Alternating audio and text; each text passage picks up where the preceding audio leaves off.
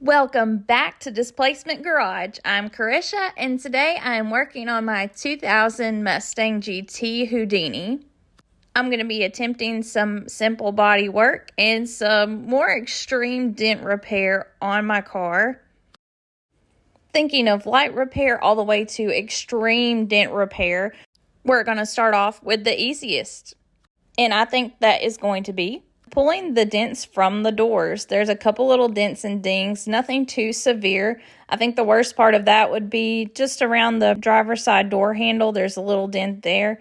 Otherwise, I think those are going to be the easiest to pull just because it's a really flat, large surface.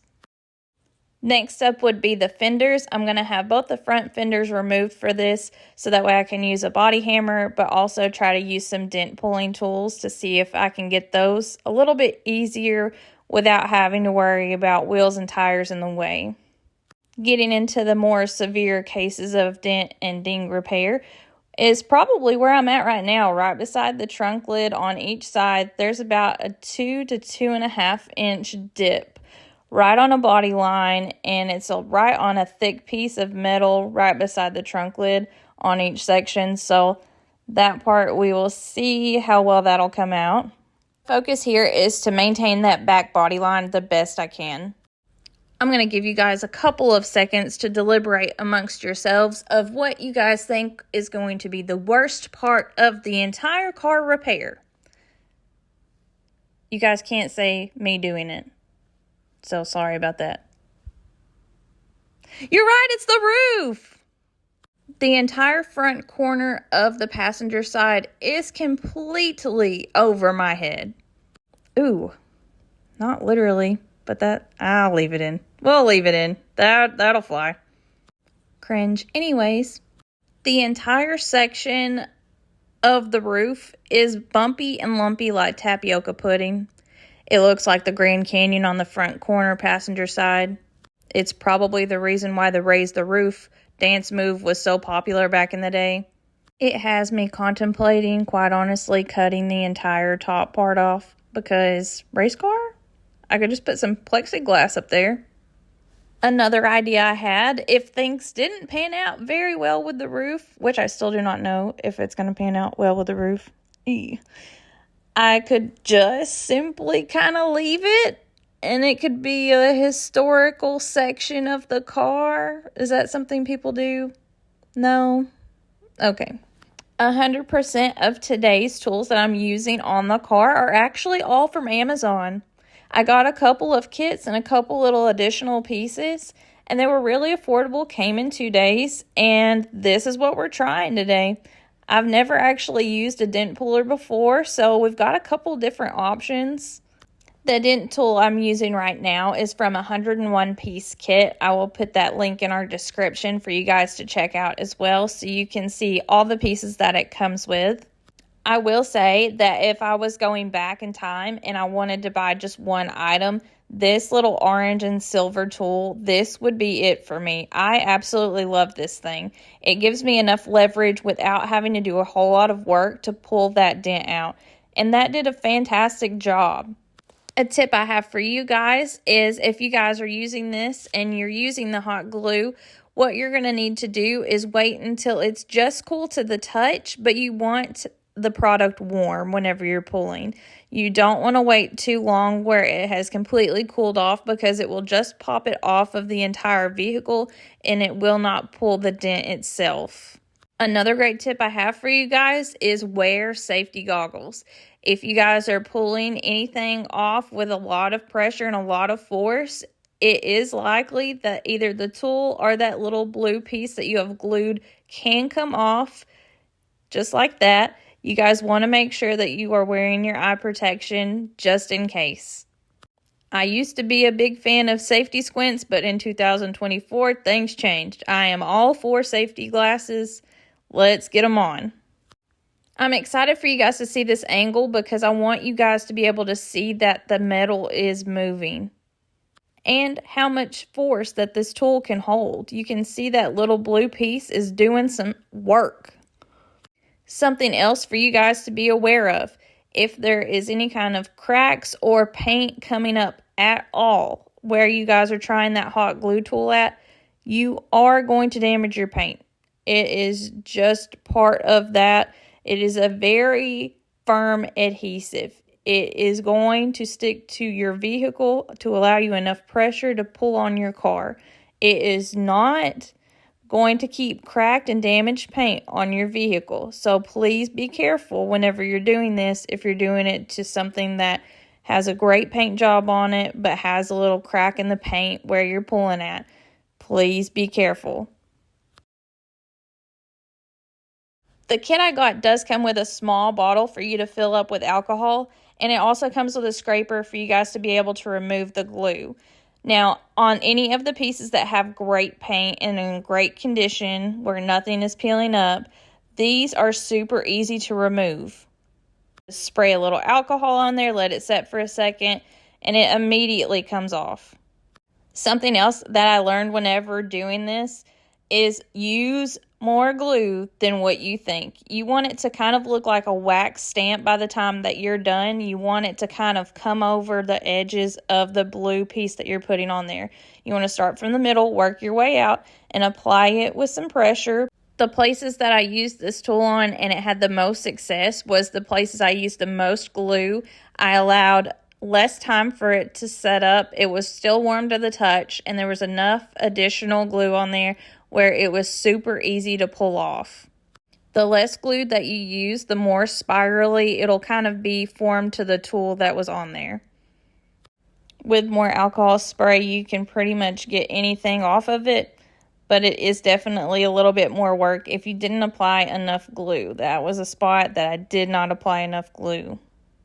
This piece I was not expecting to do well at all. That was the piece I was telling you guys about. It is rough, that whole section. This part has been spray painted over, it looks like, from the last people that had Houdini. You can kind of see a little bit on that brown area right there. There's some rattle can up there. So this part I did not expect to stick whatsoever, but in the sake of trying out things, we're going to try it out. What is your next car project? I think the next time you guys see me, I may be sanding and buffing and polishing on old Houdini here, the Houdini machine. I will say it does feel kind of crazy to love a car so much and then have to beat on it for a whole entire day. Kind of feels illegal. I do not like it. After all these deep massages and trying to get all this body work figured out, Houdini is going to be just a spoiled little thing. He's going to live a good rest of his life. It just doesn't make me feel any better having to beat up on him. At some point, I did end up taping the front windshield just because I was worried that anything else I was going to be doing, hammering, or getting anywhere near the windshield whatsoever, I thought it was going to have the whole top piece there kind of cave in on me. So that part I do end up taping up later on. Have you guys ever attempted any kind of dent pulling at home?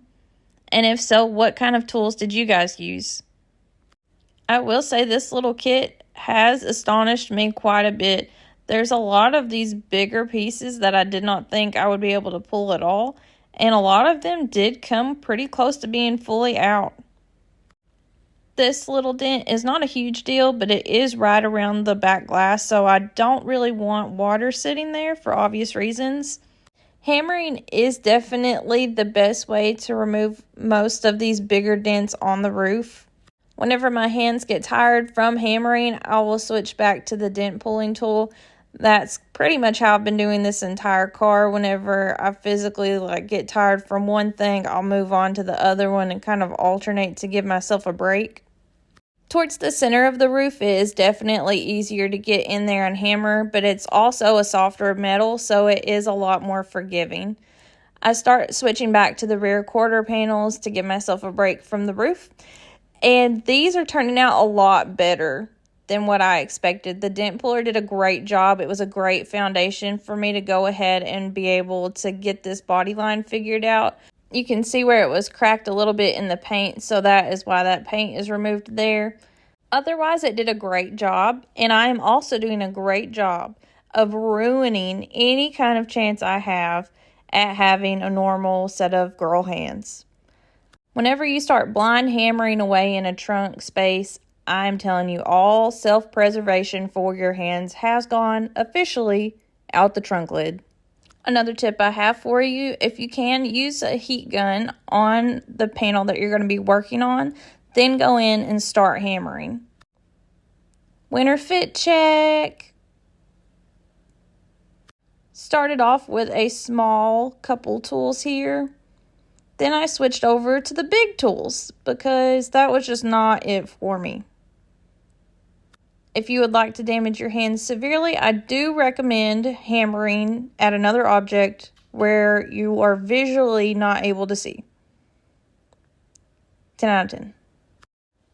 With a big dent, just send it. Send that hammer straight to the moon because you are not going to get out any kind of dent any other way.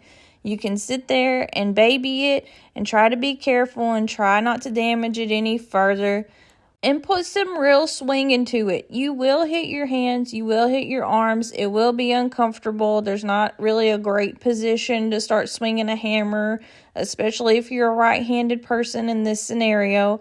But learn how to left-hand swing that hammer up in there. Get it. Damage your hand hard enough in the trunk that you go back to doing regular tasks. So right here, I'm just trying to get this little metal trim piece. There's a couple little pieces right there of the metal trim itself that line up with the glass on the passenger door. I'm trying to get it where the metal there doesn't hit that glass anymore when closing the car door. It's sitting a little bit more flush now. The big thing here is I don't want that to hit, but also I don't want it to be a big enough gap where water's going to get in the car. And that part I'm not sure about either without that trim piece on there. Hard to tell what it's going to actually sit like whenever I get that new pillar piece put on, but it is definitely progressing in the right direction. Let's take a look at everything that we got done today because it feels like absolutely nothing whenever your car is in a million pieces. So let's go back through. We got the roof decently rounded off in the big areas. The small areas, those are definitely needing more work. My hands scratched, damaged, and swollen.